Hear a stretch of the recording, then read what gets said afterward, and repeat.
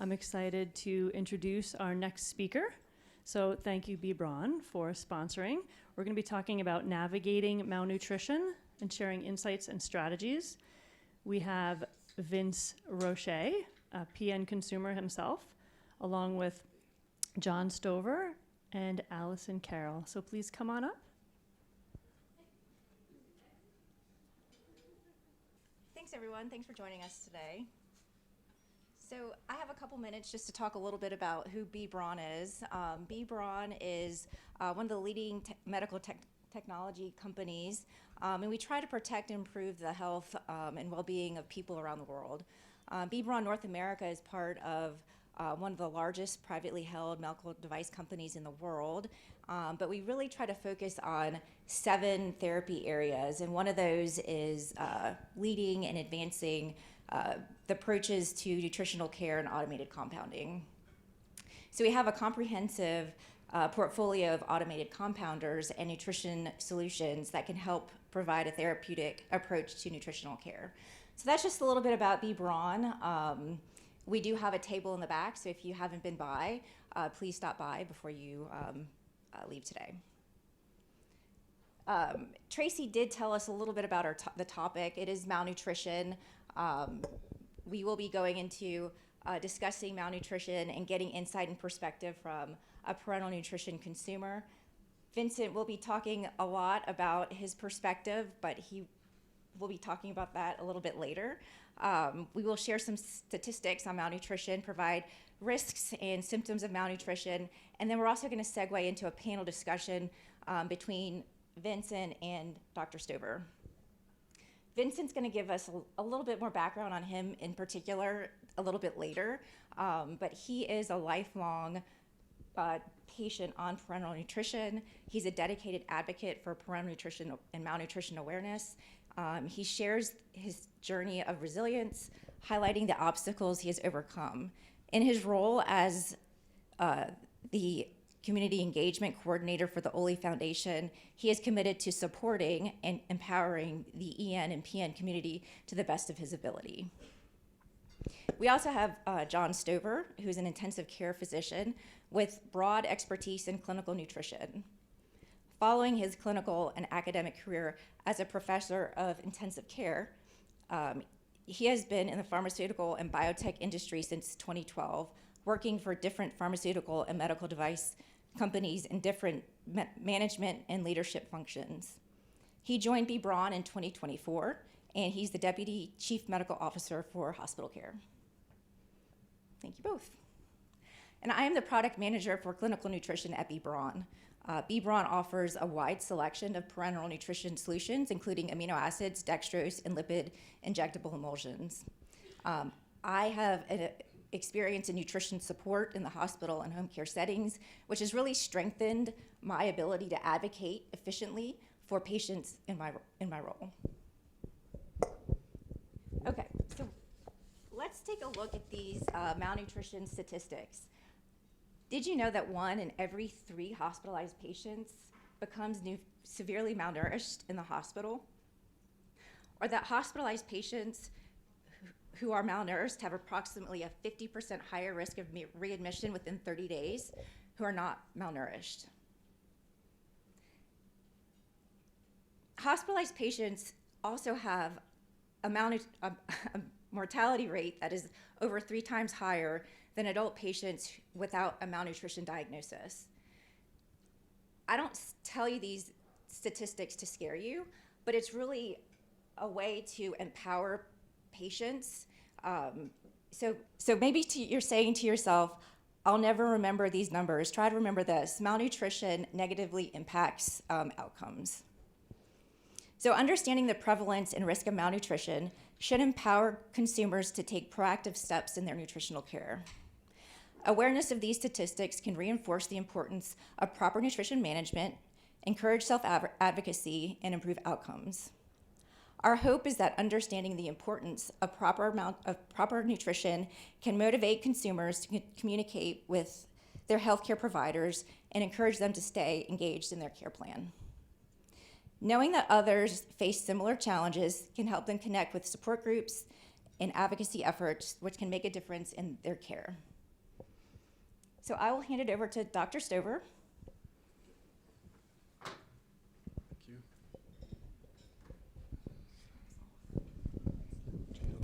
There we go. Okay. So, good afternoon, everybody. My name is John Stover. So it's a pleasure being here. Thank you for the invitation. Thank you for the Oley Foundation, who invited B. Braun and also me to be part of this, for me, very exciting program. So, as Allison already said, I'm an intensive care physician by training. I was exposed to the area of nutrition for a very, very long time, ever since I think the first contact was in 1991. And back then, I always thought, well, patients receive parenteral nutrition and everything's going to be good, no problem. Well, I was then better educated over the years, and so I would claim myself being very fortunate, having been able to speak with a lot of patients, getting their insight, their views, and also having been part of the nutrition team in the University Hospital in Zurich, where I used to work, and see what can we improve. And the great thing was that we were a team, a large team, and they even considered intensive care physicians, and they said, well, we don't really want you, which I fully understood, and I promoted and said, yeah, if you need us, then something's really not going good. So you have to make sure that the trajectory, the continuum is just there from the very beginning. And also when I was preparing myself for today and speaking with Vince, he really emphasized this again, and I think this is just something that we need to be aware of. And I really like the title that was given to me. When I first heard it, it was like, oh no, what am I supposed to say? And it's really the point. And thinking back of my own history, parenteral nutrition, that is not necessarily all problems solved. In some areas, problems then start. And we're all aware of that. And it's not only the composition of the parenteral nutrition. It is really the upkeeping, the safeguarding, the hygiene, and what I found, what I experienced from all the discussions. It's about the mental well-being, and it's the family. It's the structure behind it. So these are things that we as physicians. So I'm just speaking for the intensive care physicians now, for that part, we are, first of all, not aware of, and we tend to forget, especially when the patients come back and when they are then going out again to rehab or going back home. So that is the lesson that I learned, and then thanks to Vince, he refreshed that memory for me. So for me, this is going to be absolutely non-promotional. What I'm talking about is just medical science background and mainly interacting with our fellow humans. And I try not to only see them as patients, but as humans with a specific need where others can help. That's kind of my position. So malnutrition.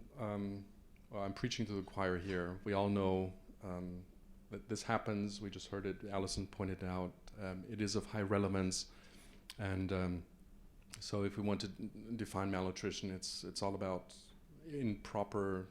It's either too much, too little, or not the right composition, and it has huge implications. And it's not only not building up muscle mass, and losing fat tissue. It's really organ dysfunction all the way up to mental health problems, and not feeling well, not being part of society. We know many physical symptoms, a lot of complications, and so this is what we need to be aware of from upfront, and we have to try to prevent as we go along.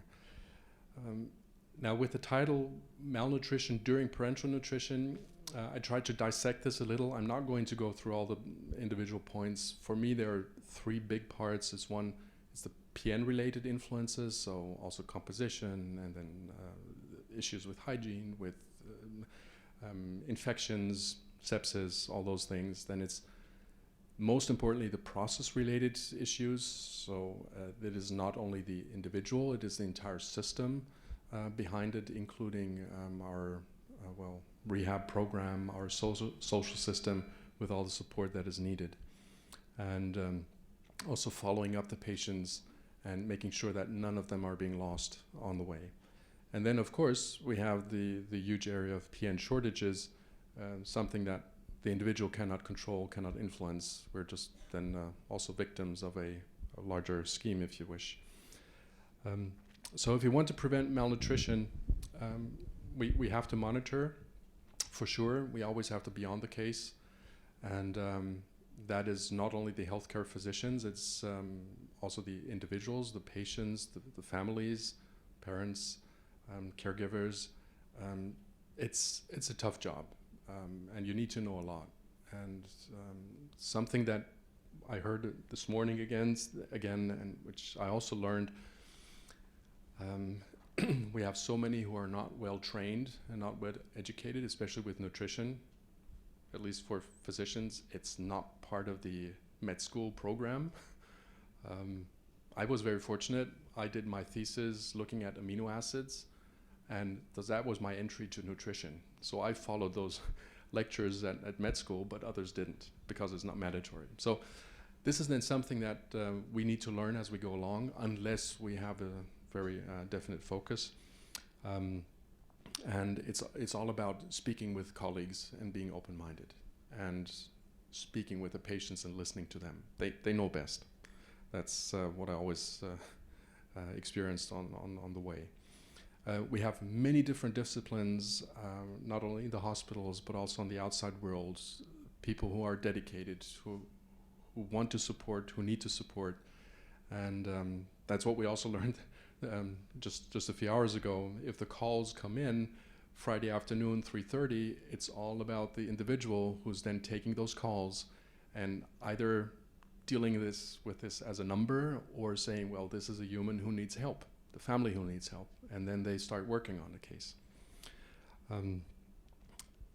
So this slide is just showing how many points, how many dots we have to connect, how much monitoring there is, that this is just not a one-time occasion. It's something that we have to continuously do during the entire year. And so it's a lot of knowledge that has to be generated. Patients has its roles, their roles, and this is extremely demanding. They need a lot of support, for sure. If they're primarily motivated and strong, that really helps, but they also have weak spots, so they need support on every level that we can think of. And same for healthcare professionals. They also need support. They also need help for their better understanding, so they then can support the patients again. So these are my 4 main points that I learned when dealing with nutrition in the support of patients and humans in need. There's a high variability, so it's always about individual needs, even if we try to standardize as much as possible. There is a place for standardization, but there's also a dedicated place for the individual decisions. Every patient is different journeys, distinct phases that we have to be aware of and interact with. For me, it's a holistic support that we have to provide. And these are just so many disciplines that have to be put in a row. And so if this is something that, now speaking for B. Braun, for the company I'm representing, I'm servicing, we want to be part of this path, and we want to be supportive as much as we possibly can. And so it's really for the patients being put in the center. So thank you very much, and I'm so happy that I can be here on the stage together with Vince, and we hope to have a good dialogue. And so please, whatever question you have, just come on out and quiz both of us. Okay, thank you.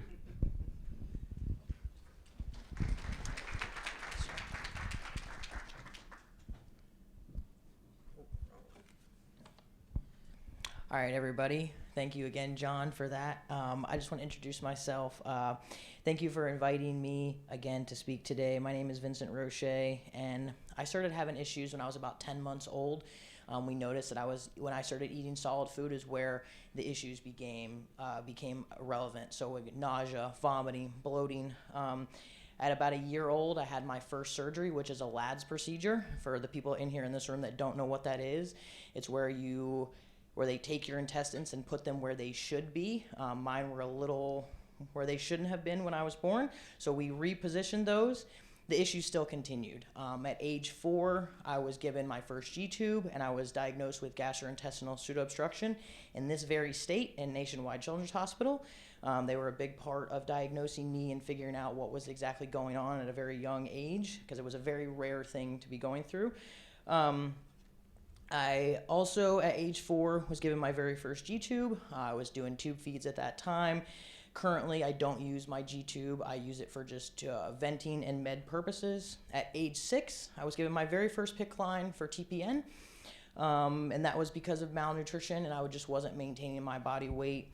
At age 8, I was given my first port. I was even accessing my own port at age 8, and I always have to say with supervision, of course, because everybody thinks that I'm just shoving needles into my chest without supervision, and that wasn't it. And so I was under supervision because I've always been an advocate in my health, and my family always didn't want to be dependent on someone to have to come to my house.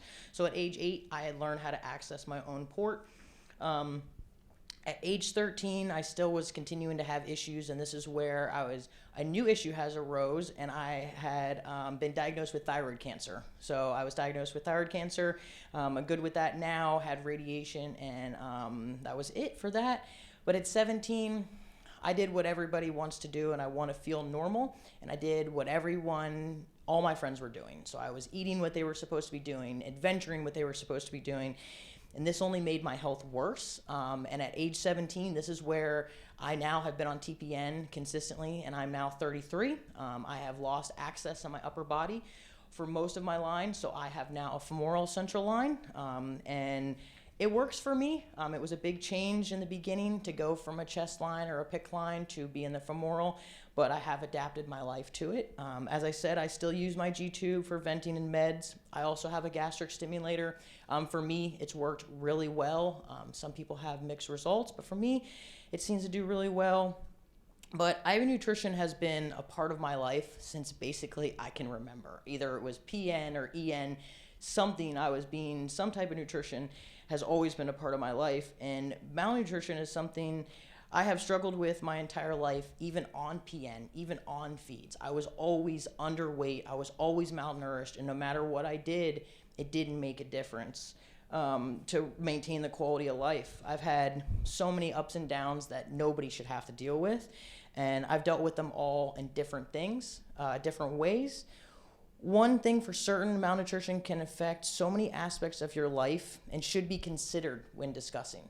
So people don't realize, as John was saying and many people are saying, is I don't want to just be hooked up. I want to live a life. I want to go to Disney World. I want to go ride my motorcycle. I want to do things like I should be able to, but it's a discussion that needs to happen, and that discussion doesn't happen enough.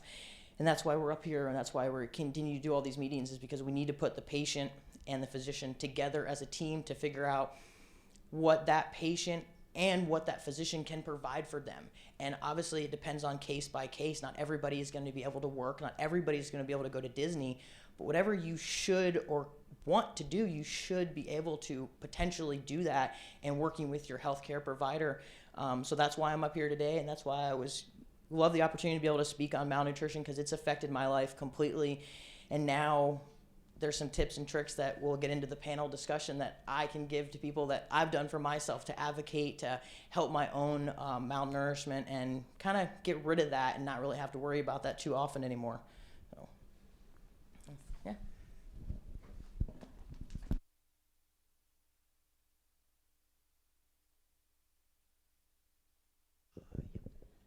I'm just going to put these statistics back up so we can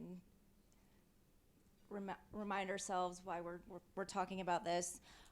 So for the next few minutes, or the remainder of the time we have, I'm just going to ping pong some questions between Vince and John, specifically on some of the challenges, quality of life, etc. If you guys have a question, just please raise your hand, and we can either address it to Vincent or John, depending on who it's most appropriate for. But first, I'm going to start with you, Vincent.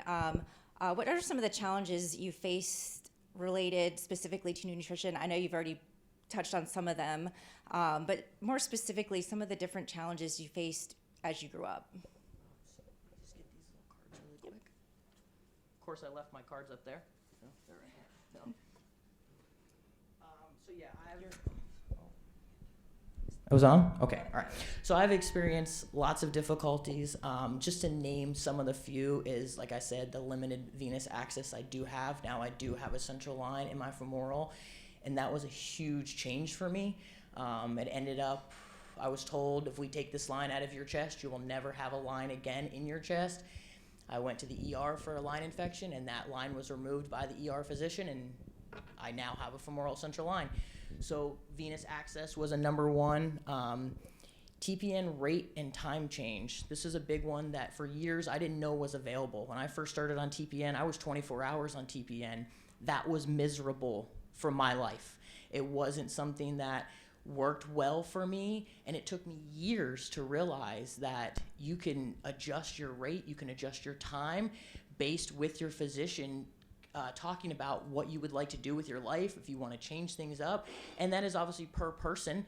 So everybody might not be able to do the same amount of hours or same amount of calories, but that's something that most people don't know is you can work to get down from 24 hours to 22 hours to 20 hours. And now I'm on 10, and that works perfectly for my life. Now, everybody can't get to 10, but figure out what works for you.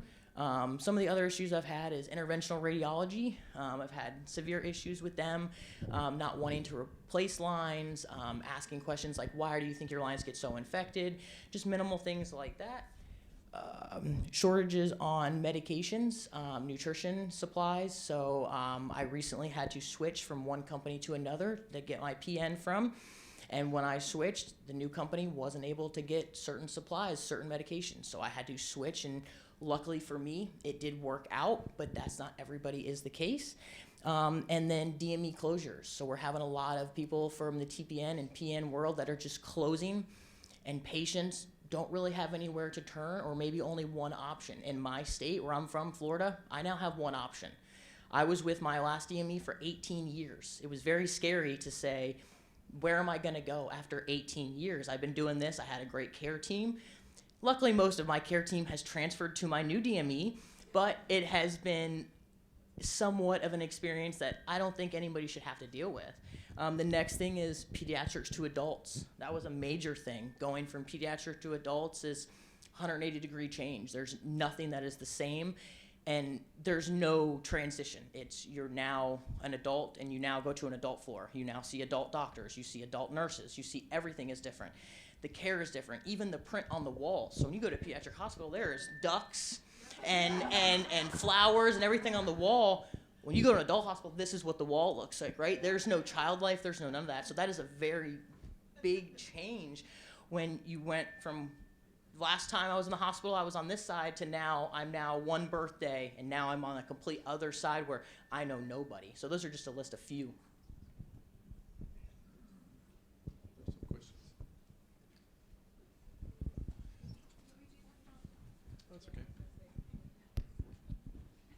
I just wanted to say thank you for mentioning about the transition of care with DME closures and transitioning, because I think, going back to the topic of malnutrition, starvation-related malnutrition with these service interruptions, or I even think of individuals that might not have insurance coverage or access to nutrition support essentials on an outpatient basis. So I think that that's a huge call to action for us as clinicians and professionals and those in attendance as we're talking about malnutrition.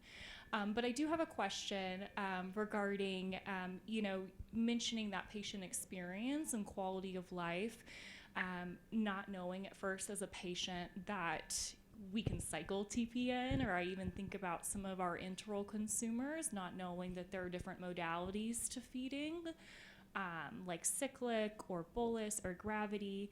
Would you mind elaborating on some of those experiences as a patient? How many of those were patient-led questions that you had to ask versus collaborative conversations that your healthcare provider brought up to you during, follow-up visits?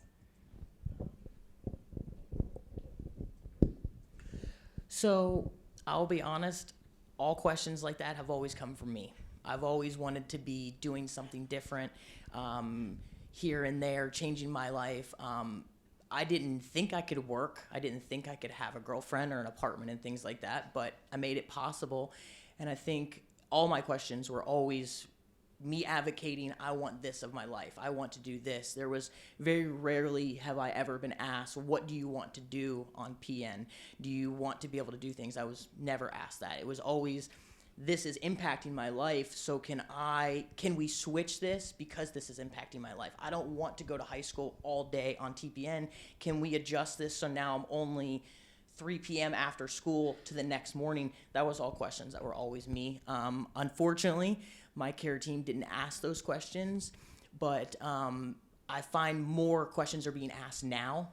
But I'm 33, so we're talking not too long ago, but years ago. So that was a little bit different. I think now with the more physicians that are understanding and the patients also advocating and working with the care team too. I think that was a big thing, is you have to work with your care team. And now, like, I don't want to say I'm the boss, but they come to me and they ask me, how are things going? Is your life being complete? Are you able to work? Are you able to do these things that you want to be able to do? And then I go yes or no, and then we adjust from there. We have a couple of questions over here, if that's okay. I'll pass it to Crystal.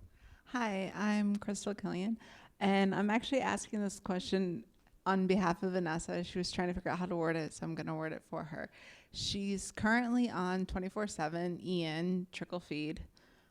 Quality of life, not what she wants. She wanted to know what, for both of you, how to best approach the question with her reluctant medical team to transitioning to PN, because that would give her a better quality of life, because she could potentially go from 24 hours trickle feed, not getting enough nutrition, to potentially being able to be on a 10 or 12 or an 18-hour, getting the proper nutrition and hydration and having a better quality of life. That's the first question.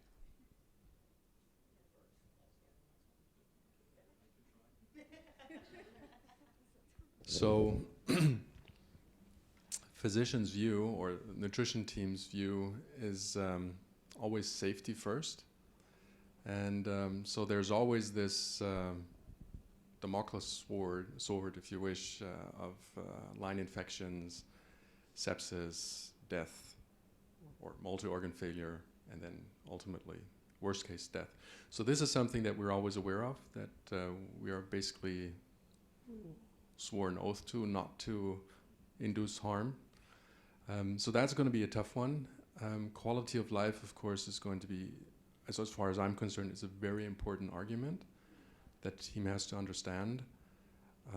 But it is going to be a difficult call to make, because it's also the individual conscience that comes to play.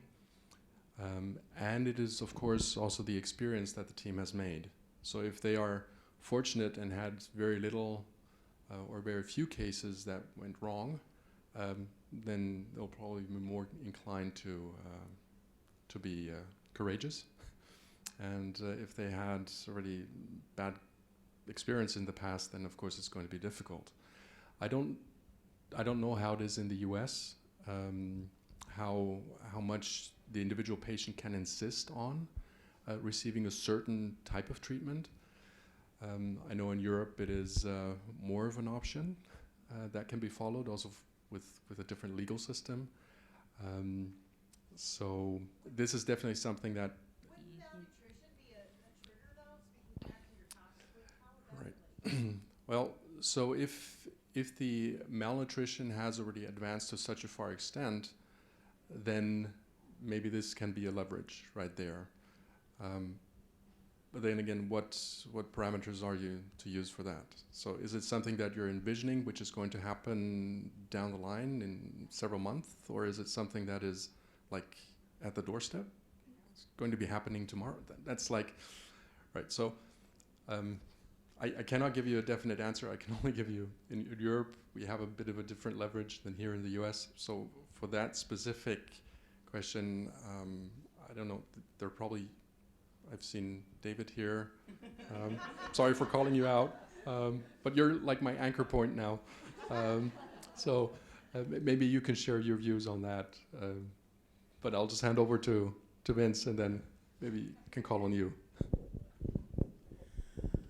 I'm glad you went, John, because I was going to segue to a different part, but I think if I was in your shoes, one, I kind of need to know more information about you exactly to give you exactly if I was you, what I would do.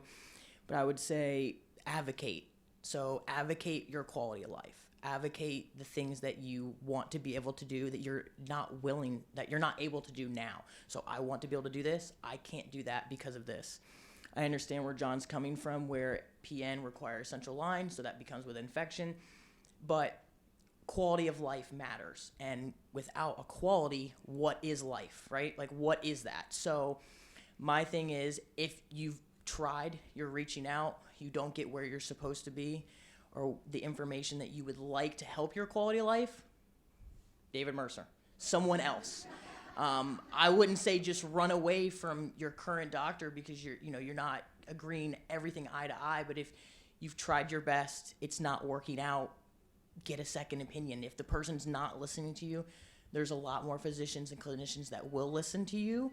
And without quality, there is no life, right? So you need to be able to advocate for yourself, or Crystal, she's a great advocate. She'll advocate for you, and find somebody that's willing to listen. But if you'd like to speak after this to figure out more about you individually, I would love to help you out if I can.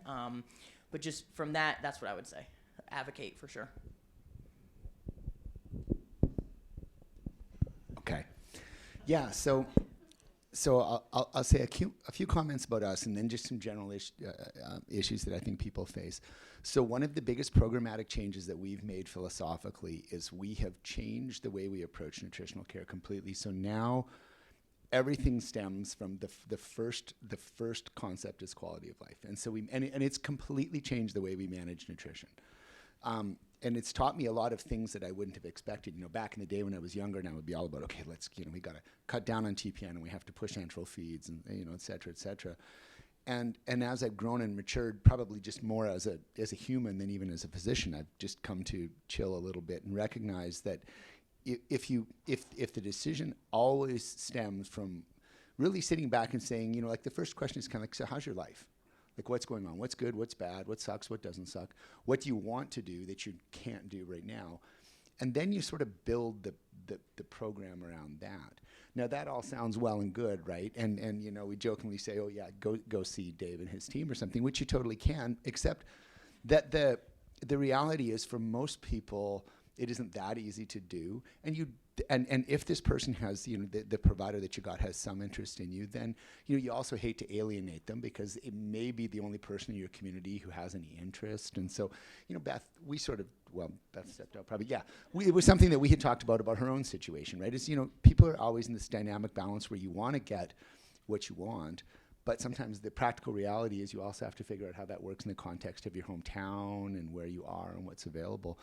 But Vince's point is correct, which is at a certain point you do have to, you should feel at the end of a visit like somebody heard what you said. And if they didn't, then this is, again, I have all these different mantras for the team that, with my own team, but that's one of them, which is, and I tell that to all the patients, is at the end of every visit, you should understand exactly what we talked about and what the plan is until we meet next time. And if you don't, then we're not finished, and we have to keep going until we all agree that we all understand what the plan is. So I think if you honestly can say, hey, I've given it the college try, I've done my best, and I just don't ever feel like we're on the same page, then it is, unfortunately, that's the time that you sort of have to, you have to file for separation sort of thing. You have to just, it's never easy, but you have to, that's when you have to find somebody else, because you want that feeling, right? You want to feel like, oh, we're all in this together, we're all part of the family, and if you don't have it, then then it's time to think about other options. Date other people.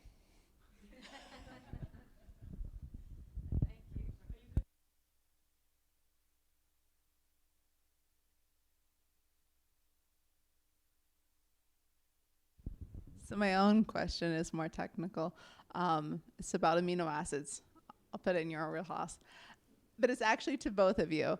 So, Vince, I hope I don't share too much personal information about you, but Vince is obviously a very fit guy, and he enjoys fitness. So, Vince, with you and your amino acid intake, how have you had your conversations with that? And then reversely, how do you look at obesity, amino acids, fatty acids, the macronutrients, we'll just go the two big macronutrients of those, and the blend of macronutrients, especially amino acids and amino acid profiles, which you did not include on your chart, if I was mistaken. Why do you not look at those when you're looking at how healthy a person is as to what type of amino acids or fatty acids they do or do not have in their body? Especially if they have any neuro or muscular concerns. Thank you, Crystal. So yes, I did not mention, I also do competitive bodybuilding as someone on TPN. So I get up on stage and have G-tube central line showing.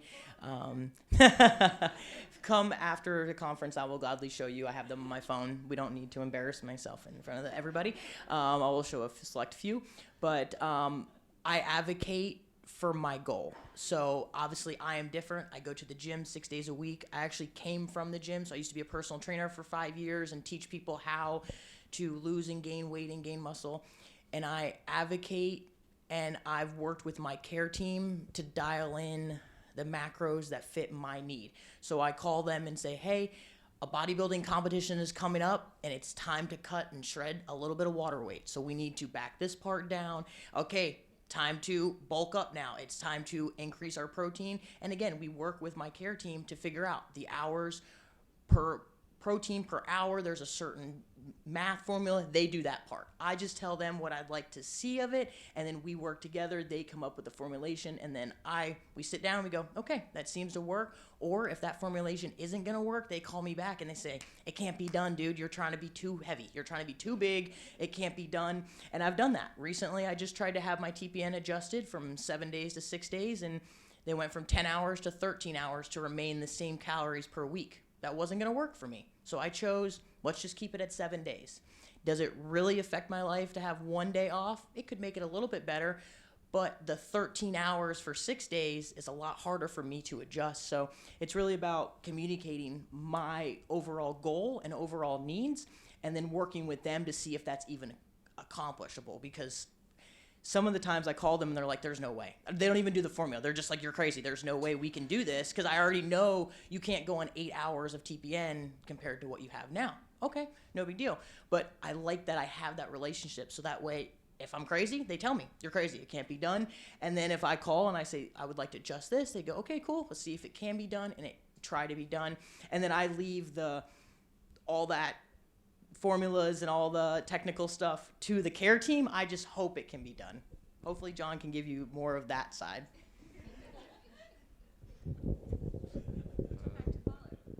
I'll have to disappoint you. So my answer is going to be very simple.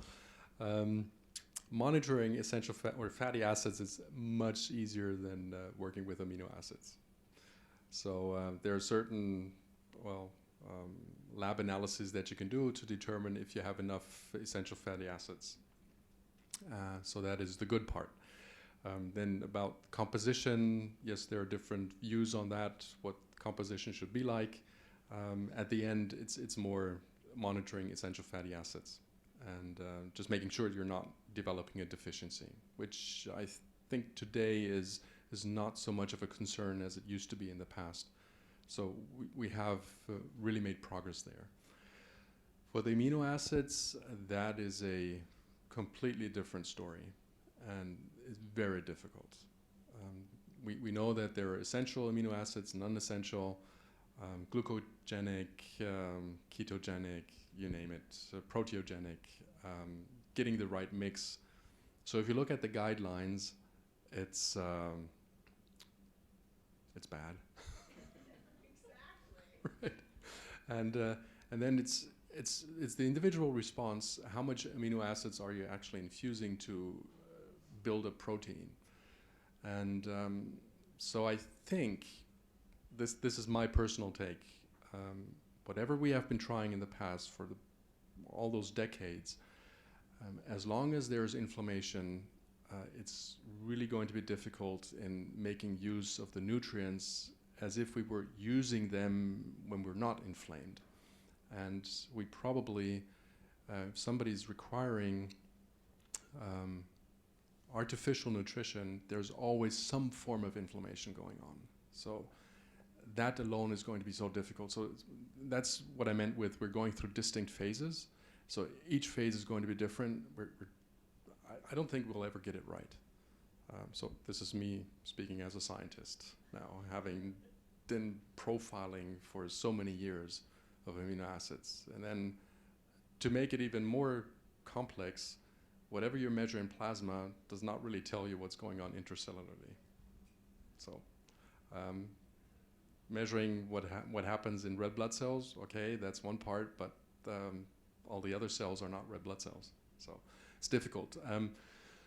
So the only thing that we can do is monitor basically what we want to achieve with those amino acids, and that is then protein buildup, muscle buildup, especially if you're then straining yourself, doing bodybuilding. That's, again, a different level of support that you need. If the composition is going to be different, add on some specific amino acids, maybe, but what happens with them, how do you want to monitor that? It's very difficult. So I'm sorry, I cannot give you a better answer than that. Sorry. I'm going to finish with just one question, but I'm going to put this last slide up. We just have a few more minutes if you can bear with me for this one last question, Vincent. Can you discuss the psychological impact of PN dependency and just sort of share your coping strategies for social situations? I did put up the last slide. It's sort of some resources for parental nutrition consumers or patients that Vincent has recommended. I know we're sort of running short on time, but I did want Vince to share some coping strategies for social situations. I thought that would be helpful. So I think the hardest part was for me middle school and high school. You start to become a young man, you start to have friends, you start to want to do things. And that was the hardest impact mentally. I think it took years for me to realize that you just kind of have to accept what is put in front of you and deal with it the best way possible. Social situations are probably the hardest because you just want to feel normal. You don't want to have a backpack with you. You don't want to be doing things your friends are not doing. You know, my friends weren't hooked up to a TPN. My friends weren't doing that. They were out playing soccer and things. So I think the best way is letting everybody around you know. So I found that if I kept it to myself, I felt like everybody was staring at me and looking at me and like, why does he have a backpack? He's in school. Like, once I started talking about it and once I went to dinner with my friends and was like, hey guys, I'm not going to eat. I'm just going to, I'm hooked up. They're like, okay, that's fine. So like letting people know took it away from my mind. I was thinking everybody was thinking this. Nobody cared. Nobody cared that I had a backpack on at dinner. Not one person did. But I was the one in my head thinking, they must be thinking, why does he have a backpack on, right? That wasn't it. So I think making it known to the people you're around. Same with going, I met my girlfriend's family for the very first time. They invited me out to Cheddar's. I don't know if anyone knows that place, but it's not the best for people that have GI issues. So the first meeting, socially, I'm freaking out. What am I supposed to do? I'm meeting my girlfriend's family for the first time. And also it was 16 of them, not just the mother and the father. It was 16 people at the table that I walked into. And I was late, by the way, so that made me look really good. But what did I do? I didn't eat. They all asked me, why isn't he eating? What's going on? I could see them. I just stood up and said, hey, everybody, my name's Vince. This is my girlfriend, Gabby. You know her. I said, I'm not going to eat tonight because I can't eat normal like a normal person. You guys chose this restaurant. I don't mind it. I can't eat here. That's fine with me. I'm not here for the food. I'm here for the social part of it, right?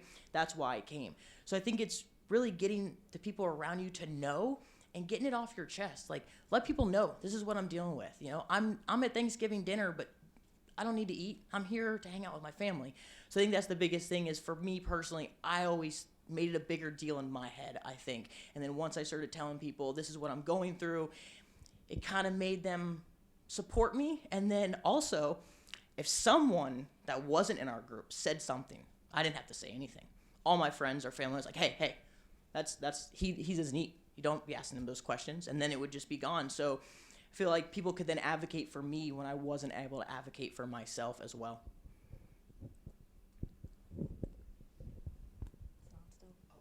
And then if you have any questions, so here's some resources that we put up, like Allison said.